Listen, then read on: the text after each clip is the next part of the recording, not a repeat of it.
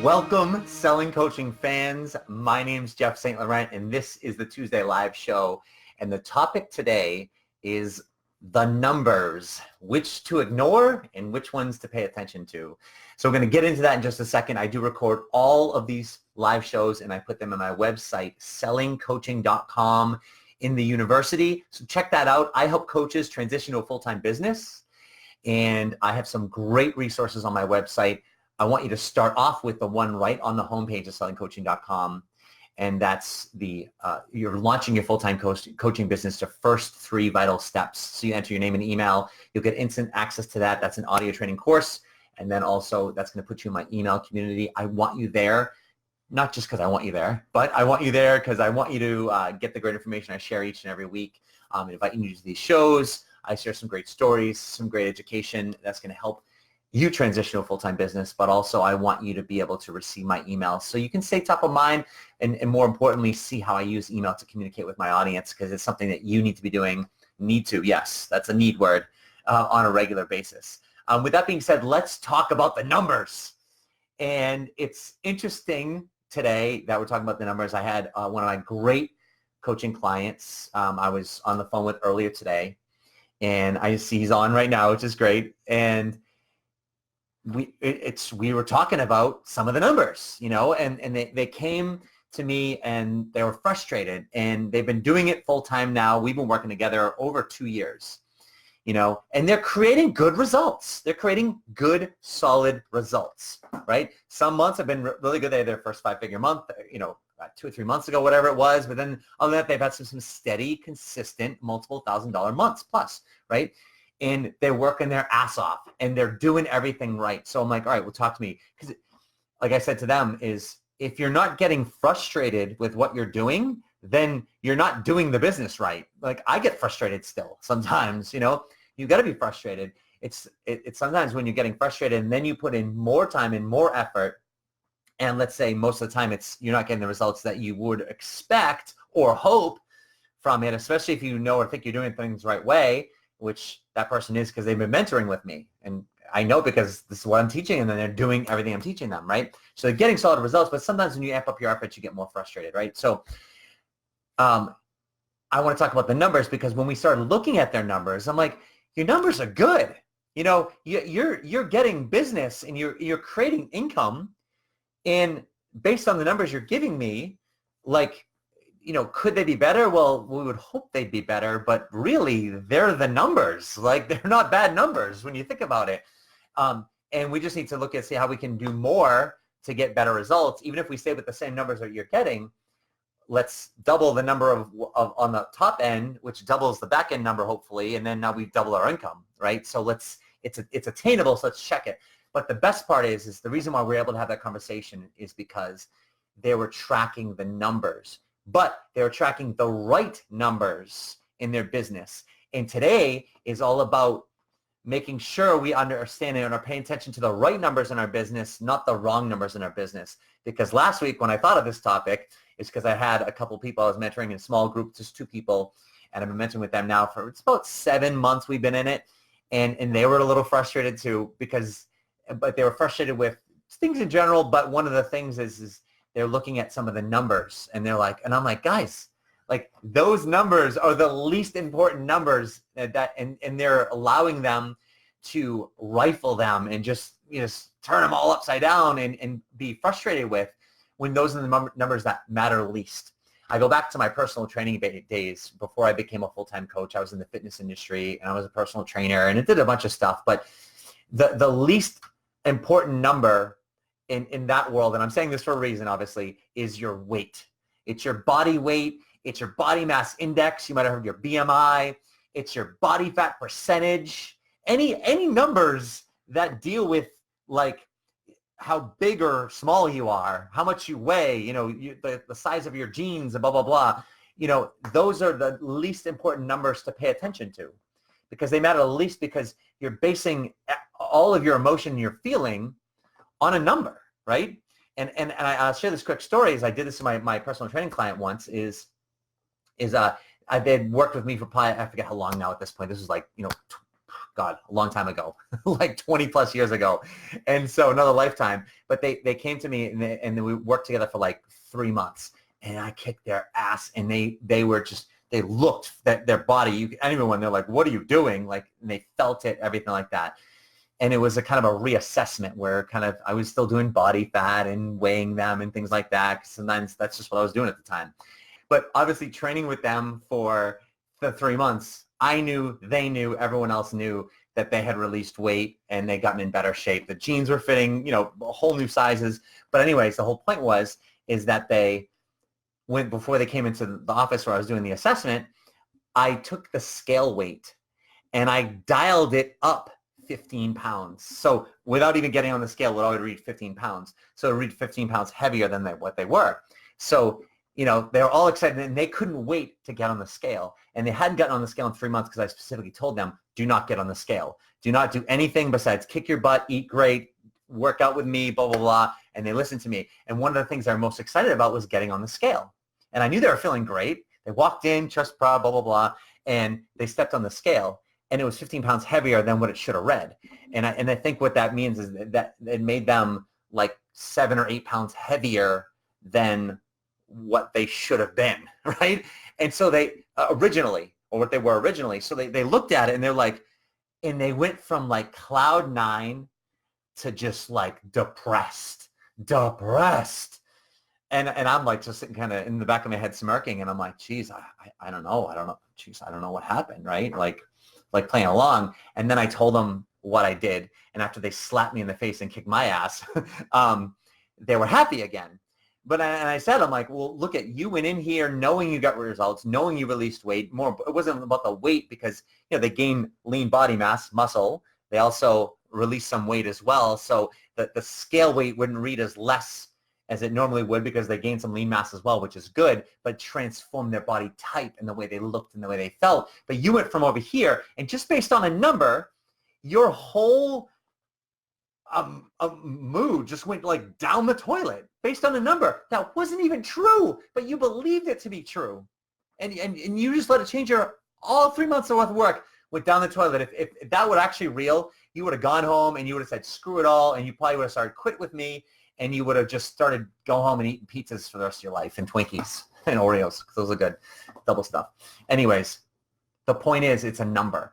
So long story, but it's a good story, I think. But the point is to say is that we can't allow these numbers. We got to look at the right numbers. Let's look real quick at the numbers that don't matter, right? Your email list. How many people do you have on your email list? Who freaking cares? I don't care if you get 10 people, 50 people, or 5,000 people. And that's not only the numbers on your email list, but more importantly, who's unsubscribing from your email list. You can't be looking at those numbers on a daily basis, looking at your open rates, right? So when you have like an email program, like I recommend Aweber as an example, and on the back end, when you email your, let's say 150 people to start off with, you can see of the 150 people that emailed, it went to 148 of them because 2 bounced. And of the 148 that got it, 47 opened it. And of the 47 that opened it, 6 people clicked on the link that you had in there, right? And so you can't look at those numbers because they're always going to be disappointing for you. They're always going to be disappointing for you, especially if you're making offers, if you make, PS, hire me as your coach, or maybe you got a book for sale or whatever, and no one ever clicks through, things like that. Like, so you're going to be disappointed with those numbers. People are going to be unsubscribing. It's like your best friend in the world. Your brother, your sister is going to unsubscribe, and you look at it and go, oh my God, I can't believe, my maid of honor, my best man unsubscribed, from my email list, right? It happens. You can't be focused on that stuff, right? It's looking at anything on social media and how many likes you're getting, how many comments you're getting, how many people are showing up or not showing up to your live show. Like right now, if I'm like, oh, maybe 0 people are here right now. There's more than that, right? I think there's 5 right now, right? But the point is like whether you come on, whether you stay, whether you can't do that. People are commenting, people aren't commenting, people are liking, people aren't. And then the classic thing, like on Facebook and other platforms, you do a video and it shows how many views. And the reality is it's just like you might feel good because you got 500 views or maybe 1,000 views or 200 views even. But the reality is when you look into those views and you look at the real statistics that Facebook, because they track friggin' everything, is you're like, okay, the amount of people, of the 500 people that viewed this, the amount of people that viewed it, 5 seconds or less, or 3 seconds or less, like 100%. And then you realize, okay, my 500 views came from it just showing up and people scrolling past my video, which counted as a view. And then you get depressed, just like my client just got depressed stepping on a scale that wasn't true, right? And you say, well, Jeff, that is true. 250 people only watched, less than 3 seconds of my video. Like, that's true. That's depressing. Actually, no, it's not. Just like it's not depressing that you sent your email out to, I don't care how many people, and no one even opened it, or they just deleted it. The reason it's not depressing is because that's what marketing is. If Best Buy or any of the companies saw the statistics somehow where they sent the flyer out, a physical flyer in your mailbox, and to tens of thousands or hundreds of thousands of people, and they spent hundreds of thousands of dollars every week to send a paper flyer out, and they could actually somehow track the amount of people that actually looked at that flyer, and they saw it was a very less than 1% of those people that brought in a certain percent of business, like, they would probably get depressed, right? But they can't obviously track that. The point is you can't track those things because you got to understand why that's so important, because it's facial recognition. It's their name going into your inbox. Like, that's what marketing is. It's Best Buy showing up in your mailbox. And so you see, maybe the logo before you throw it away. It's top of mind. Why in Times Square does Coca-Cola spend, I don't even know, hundreds of millions of dollars a year just to have Coke? Enjoy Coke in Times Square. It's so you're walking around in the movies or anything that's going on, they just see the Coke logo and it's top of mind. Next thing you know, in the store and you're thirsty and it's hot out and you see Coke, and all of a sudden, guess what? You buy a freaking Coke. That's how marketing works. So a lot of, in other words, I'm not saying pay attention to those numbers because it's going to depress you, because the numbers aren't great.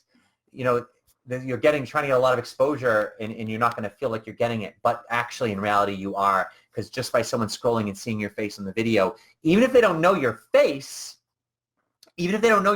yet, next thing you know, if you're consistent and they scroll through and see your face and see your face and see your face, even if it's once a week, guess what? At some point, they're going to feel like they know you. You're going to become a familiar face. And next thing you know, when they scroll past and they see the familiar face, and then they go, who is this guy? Who is this girl? And then they see a topic or a title or whatever that you've written, and it resonates with them. That's when that all of a sudden, next thing you know, they're on their website. Next thing you know, maybe they're subscribing. Maybe they're hiring you. Who knows what? But the point is that's how it works. Yes, it's a lot of volume to get little results, but that's the numbers game, right? So those are some of the numbers that I don't want you paying attention to. They're useless statistics. Now, some people will tell you you're going to track that stuff. And some people will tell you, gurus will say, well, yeah, I figure out what time of day do you post? Do you post on Facebook at 9 in the morning or 9 at night or at 1 o'clock? When is your demographic on? When are they interacting with you? It's like, no. How about you do it first? How about you do it insanely consistently for years after year after year, and then maybe start to look at that stuff if it makes a difference at all, right? The reason you're going to start looking at some of those numbers a lot more closely, if you're starting to do paid ads on Facebook or something like that on social media or Google ads or any type of paid marketing, now you've got to start looking at those numbers a lot more closely. But other than that, it's going to ruin you, and it's going to be like stepping on that scale and getting a false number, right? It's gonna ruin you. So the point is those are the numbers we don't want you to look at. Now and there's other numbers as well, but lump them into those categories of things that you might seemingly feel important, that at the end of the day, does it matter that 5 people unsubscribed? No, because what you're gonna do is you're gonna interpret that the wrong way. You're gonna interpret that like, oh my God, no one likes my emails. Oh my God, no one likes what I'm writing, or maybe they're too long, or they're not informative enough, or whatever. And you're going to start messing around in your logical brain, which is where your doubt, overwhelmed, and insecure feelings are. And you're going to start second guessing yourself. And you're like, all of a sudden, based on one person unsubscribing, or maybe even making a comment, and they unsubscribe and say too many emails, and you're sending it once a week, and all of a sudden you change your whole business model because someone you barely even know unsubscribes. And next thing you know, now you're going to do once a month, and you ruin everything because it's not consistent enough, right? So that's what doing like that stuff does. Let's look at some of the numbers real quick that are important to look at. And this goes back to my client that I just talked about in the beginning. And the reason we were able to have an intelligent conversation about their results or lack of results, whichever way you look at it, they're getting results, but not to the level they want yet, right? Is because they track their numbers. What numbers do they track? They tracked, and I asked them this, And they gave me the answers because we worked through this. This is what I do when I help you as your one-on-one mentor coach, right? Is track these numbers. It's how many people did you have new people did you have a conversation with this month, face-to-face, virtually, by messaging, things like that. Not just like, oh, I got 20 new friends on Facebook, or I got, 50 new connections on LinkedIn. It's not just how many people you hit a button with and they hit a button back. Like, that's not an interaction. You could call it that, but what I mean interaction is maybe that happened and then you reached out to them and you said something specific to them and then they wrote you back. That's an interaction. Wherever that went, like now it's starting, how many interactions are you having like that if it's online? Or did you do a seminar in front of 5 people and you interact and talk with 5 people? Hopefully you got all those people into your email community where you're staying in front of them on a weekly basis, right? Those are interactions, right? So he's getting 100 plus of those connections, meaning people he's actually having conversations with either on the phone or back and forth in a virtual space and or events. Good numbers, right? And then from there, he's doing some conversations, see how far they go. And then all of a sudden, now it's getting to the point where we're saying, okay, of those, let's say 100 people, how many of them did you have a further conversation with where you'd invite them to maybe another longer conversation? I call it a qualifying call. And last month they did 16 of those. I'm using these numbers because these are important numbers to track, right? So 16 invitations to a 10, 15-minute call. Maybe they run 30 minutes. That's okay. But where you're getting to know that person's needs, the timing of those needs, how serious they are about those things, and are they considering working with a coach? Is that something that they'd be open to? And if they qualify, invite them to a complimentary coaching session, right? So the numbers, I'm going of the 16, he invited 12 to a complimentary session, and of the 12, 10 ended up going to a complimentary session, and of the 10, 2 people didn't show. Of the 8 people that showed up, 2 of them hired him, right? And that resulted in like $3,500 in revenue, right? So I'm giving you some real numbers, right? I can give you all the statistics from other clients. I can give you my statistics. But the point is I'm like, all right, that's great, right? So maybe we want more than that. But now what we're doing is we can look at those numbers. And we can look at those numbers, and those are real numbers to track. Because now what we can say is, okay, well, if we just did sheer numbers and say, well, if you talk to 16 people that you invited to, let's say, a discovery, call it a qualifying call to learn a little bit more about them, can we raise that number? And not just carelessly raise it, but can we double that and get it to 32? Right? Can we just invite a few more people, maybe just have a few more conversations, invite a few more people just to see what comes of it, and then spend some time with them on the phone and qualify them.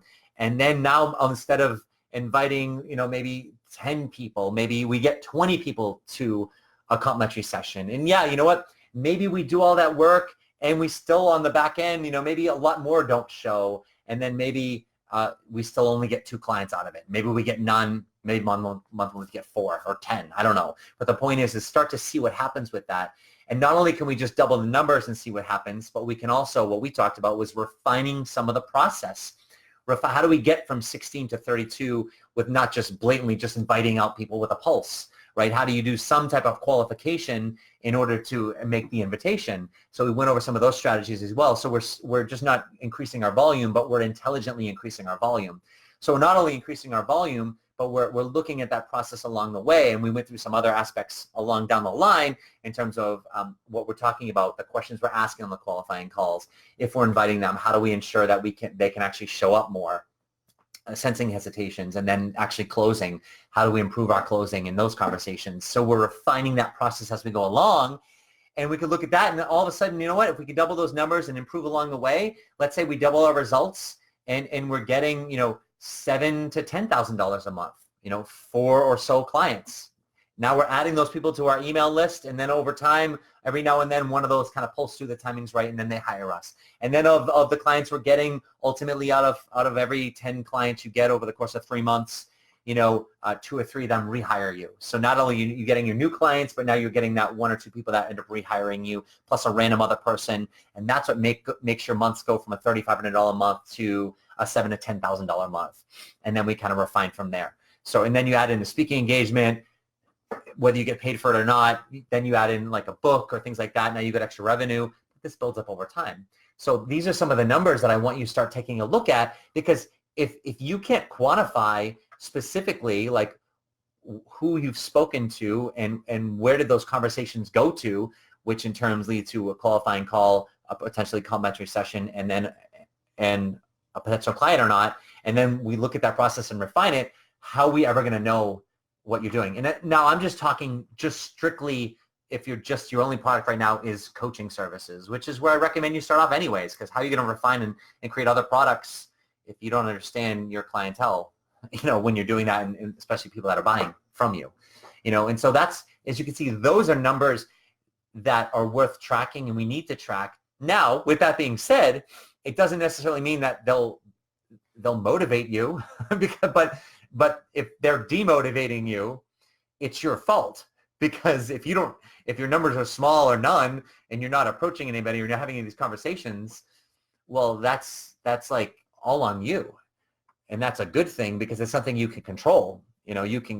We can control how many people you talk to. It's like, well, you got to put in more time and reach out to people. If you're scared and don't know what to say, let's talk about what we have to say. You don't know where to find them, let's talk about a plan on how to do this, right? They're using LinkedIn as an example. So there's people out there. And the coolest part, I said to that person, I'm like, you're creating this income from nothing. Because if you didn't do any of this stuff, you'd create zero income. And because of the stuff you're doing, you're creating the income. And the great part is you have a process. You have a process you're taking people through. So now we've got to put more people through the process with the numbers, improve already upon what we already improved upon, to get better at with the intricacies of the process. And on the back end, you're gonna see a result, right? Whether it's instant or not, or how that happens, it depends on the time of the month and the amount of people, but that's how it all works. Hopefully this has been helpful for you, so you can get a really good idea of kind of like, and again, I could extrapolate out into other numbers to ignore and other numbers to look at, but I wanted to give you a core feeling in terms of the contrast of the numbers, and also relate it to another industry like the fitness industry that probably everyone can relate to weight in some capacities, right? Of what's important, what's not important, right? What's important there is not the numbers, it's how you feel, right? And the same thing here is what's important. It's not just how you feel. That's an important component of it, but it's in this industry, we can't just like, oh, I feel good about what I did this month. Okay, well, what did you do? We've got to look at that, and hopefully it gets you to start in terms of what numbers you can start